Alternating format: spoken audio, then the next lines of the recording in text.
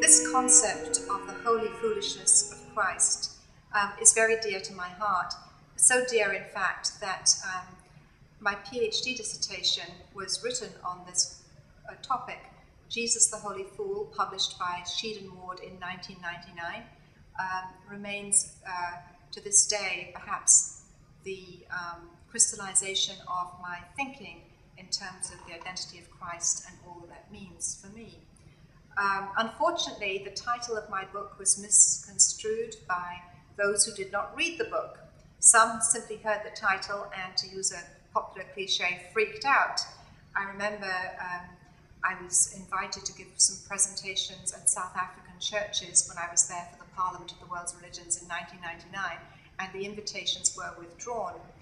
I had people who were afraid to read the book in public and covered the cover with a brown paper bag. Some of my own students had to do this on public transportation because they were afraid of how people would react. But the danger of judging a book by the title is that you miss the contents. And so instead of seeing Holy Fool as a Christological title meant in reverence, people assumed I was blaspheming. In fact, the negative response to this title was so acute that at the Parliament of the World's Religions, there was a motion in Parliament in 1999 in the South African Parliament to ban the whole Parliament of the World's Religions on the basis of my book. And one parliamentarian, I believe his name was Stephen Green, called for an end to the Parliament of the World's Religions because my book was heretical. Fortunately, Indira Gandhi, Mahatma Gandhi's granddaughter, came to my defense and defended the book at the Parliament and said, how can you judge a book by its title? Have any of you read it?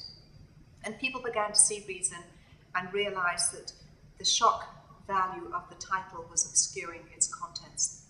And when people delved more deeply into the book, they could see that it was indeed a book written reverently, and they understood that the title, Holy Fool, was not something I had concocted, but that it came out of the writings of St. Paul and actually had antecedents in the Hebrew scriptures, where the prophets were each holy fools, you might say, who ended up being put down wells and cisterns, or stoned, or exiled, or some came to grisly ends as well, for the sake of what they believed.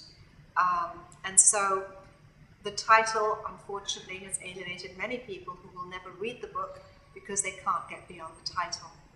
But for me, the value of this archetype of holy foolishness remains important, and I hope that this concept of holy foolishness becomes one that revitalizes the church, not just for personal piety, but also institutional piety.